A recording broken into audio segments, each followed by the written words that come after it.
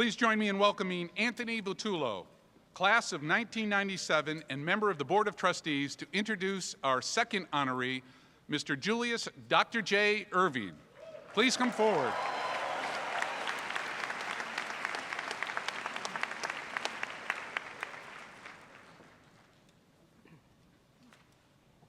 Mr. President, I have the honor of introducing Mr. Julius Dr J Irving.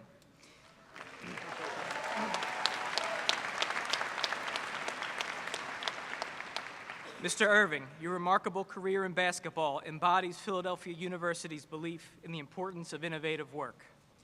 You are widely regarded as the greatest player of your time. With the creation of your signature slam dunk and original style of play, you defined the future and set a new standard for the sport of basketball. You are considered the main catalyst for the ABA-NBA merger in 1976. Throughout the duration of your career, you played for the ABA's Virginia Squires, the New York Nets, and the NBA's Philadelphia 76ers.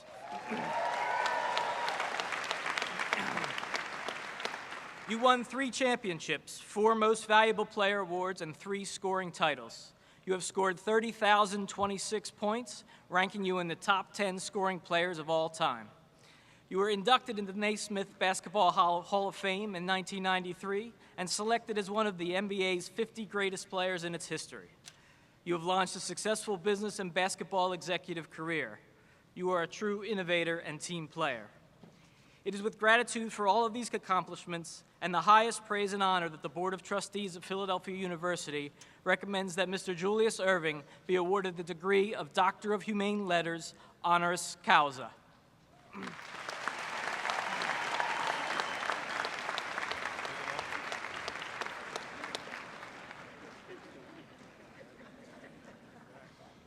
Mr. Irving, by virtue of the authority vested in me by the Commonwealth of Pennsylvania and the Board of Trustees of Philadelphia University, I do hereby confer upon you the degree of Doctor of Humane Letters, with all the rights and privileges thereto appertaining. Congratulations.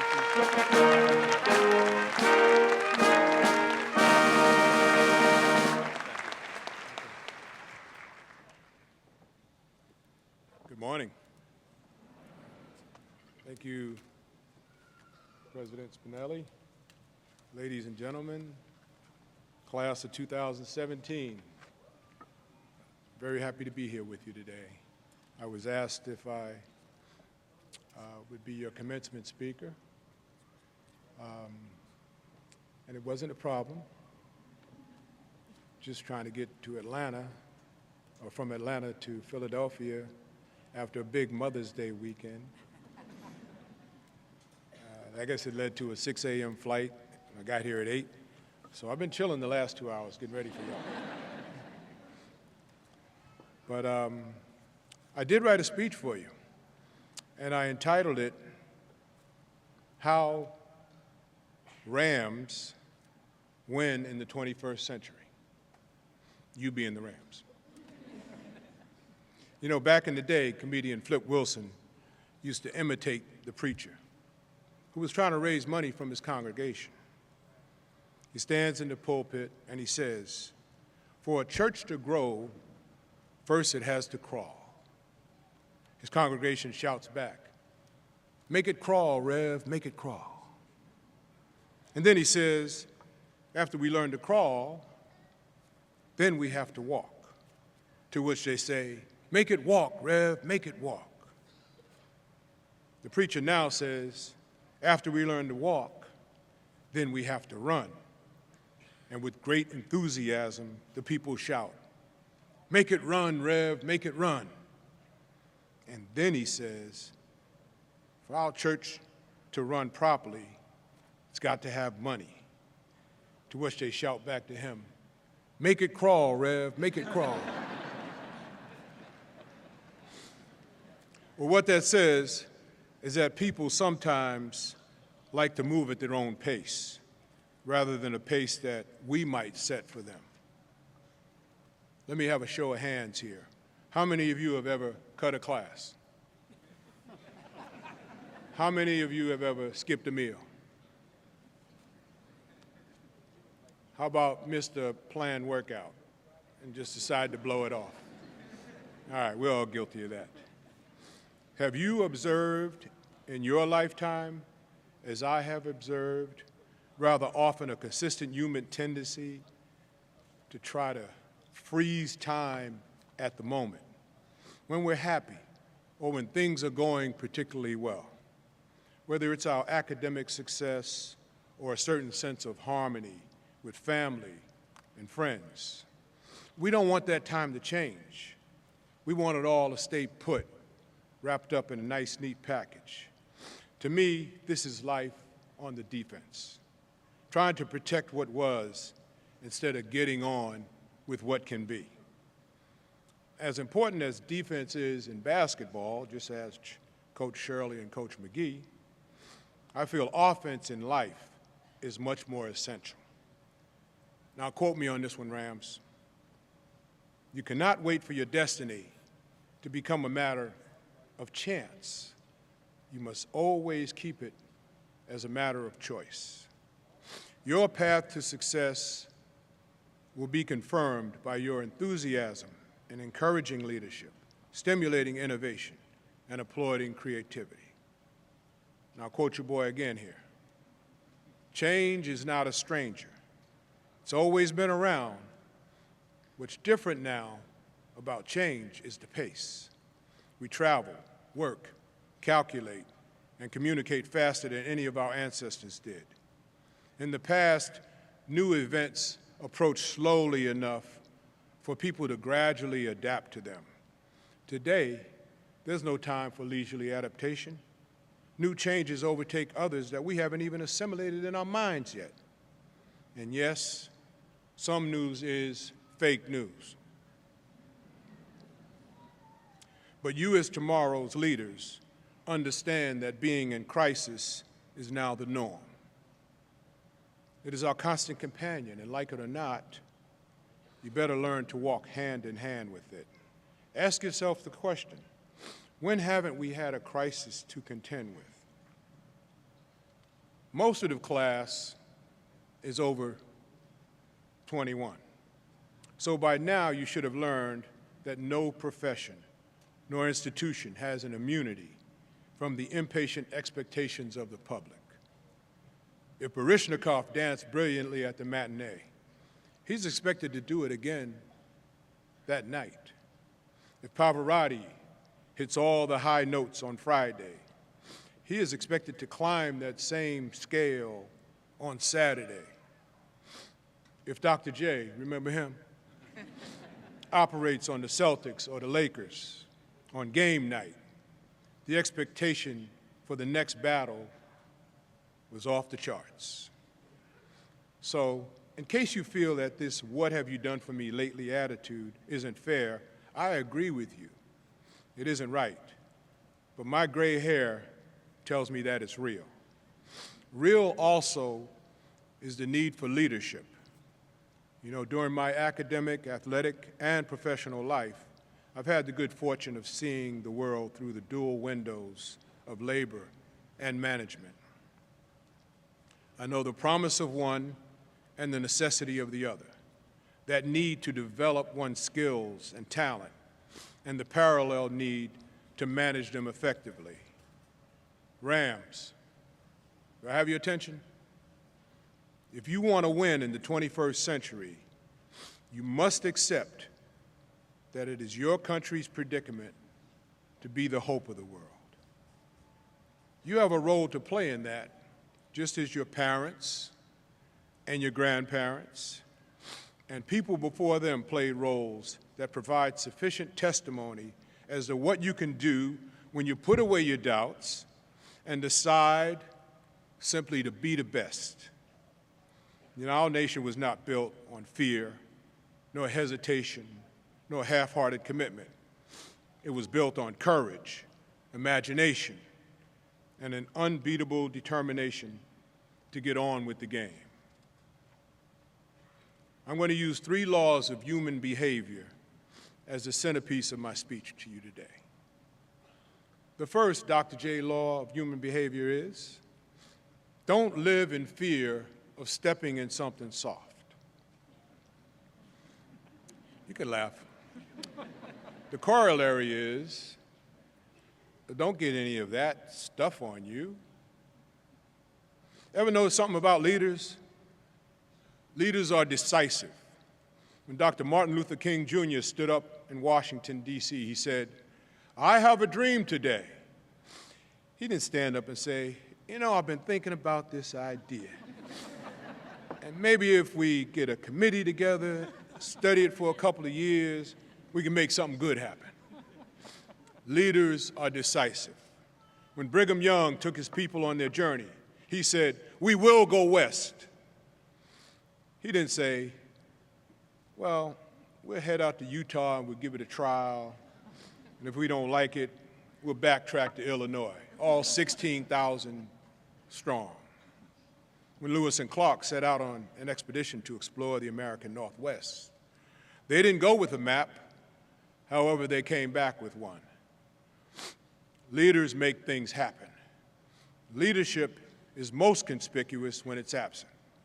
Without leadership in business, in government, in education, we will inevitably drift with the trends that are created by others. We become captains of caution. We look at each other's limitations instead of pursuing our possibilities. People with ordinary motivation seldom end up influencing change. The meek may inherit the earth, but they will not necessarily improve it. Cautious people did not get carved onto the face of Mount Rushmore. You know, we spend an enormous amount of time getting ready to do something.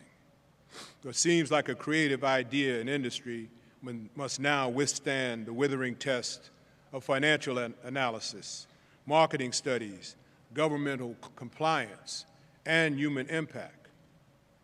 And certainly there's value in analysis and investigation, but when it becomes an obsession, it promotes an unhealthy devaluation of simple gut instinct. So I'm not suggesting we disrespect the incredibly good judgments that historically have served us all so well. Among the values that we sustained, that has sustained our society, is a willingness to take action. Your future depends upon the orderly transmission of those values from one generation to the next. That transmission will be done by leaders, and they will do it by example. Leaders run fast. They do not seek the safe and the secure way. They are not afraid to step in something soft.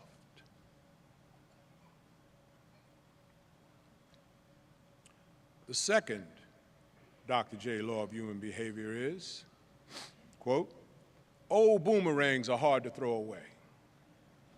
It also has a corollary. With an apology, the corollary says, the more you run over a flat cat,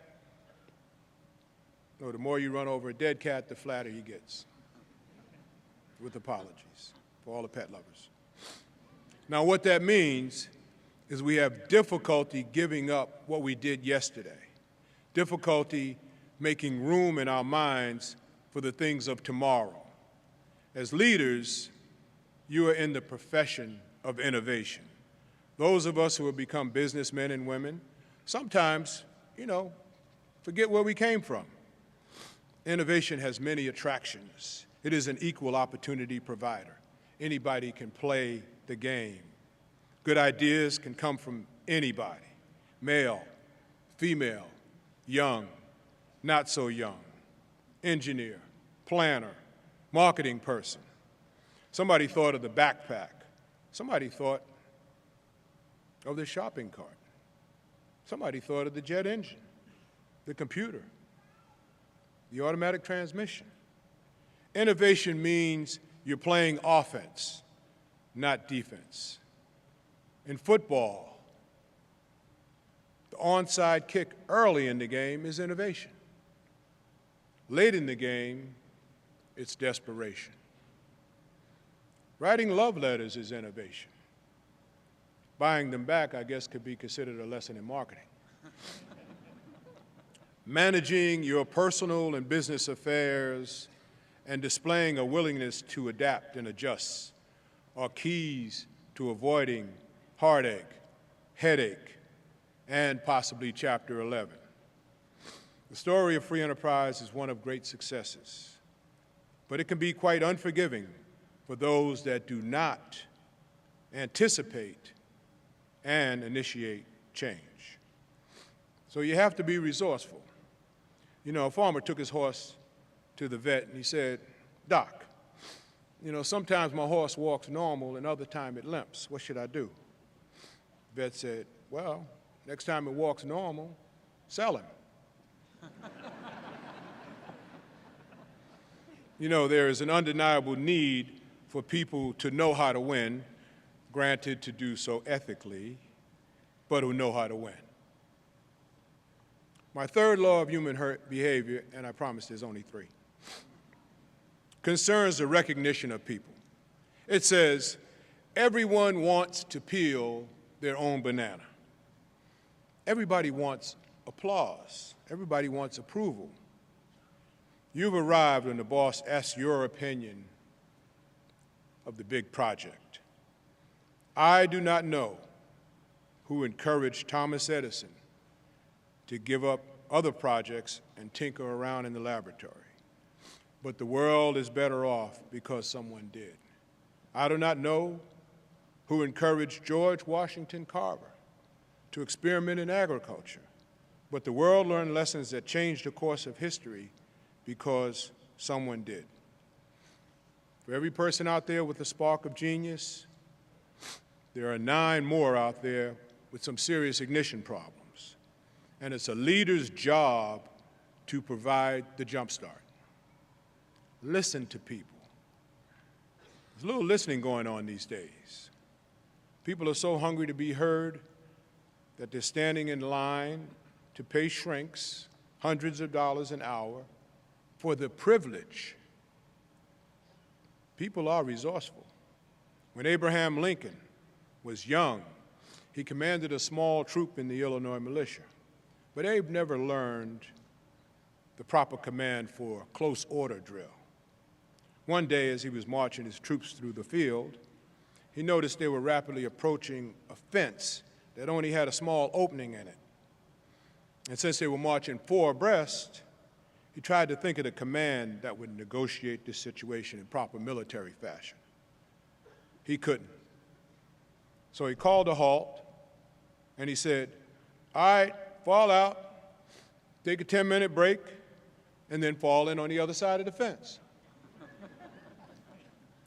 As people who are surrounded by the age of expectations from teachers, consumers, government agencies, or social organizations, we sometimes wish we could simply call a halt to our problems, have them give us a break, and fall back in some way, sometime, somewhere else. We need to tell each other the truth. We seem to be reluctant to convey bad news. Economists probably told Noah that it was going to be partly cloudy outside. But reality says that change is not so intimidating as long as you have some measure of influence over its outcome. Reality says that the future of leadership will be determined by the commitment to win that you bring to your economic, educational, and spiritual pursuits. Reality says that if we as a society falter, it will not be because our foes were strong, but because we failed to recognize the time in which we live, that we failed to aggressively accept the responsibility to develop our potential. And the job for you is to find that potential. There's always been an excitement about watching imagination made visible. Today, class of 2017, the challenge of increasing competition in the global marketplace and in the court of high opinion have added new dimensions of opportunity for all of you. Never forget what makes you special. having that sense of what might be, that keen feel for the future, your future, our future.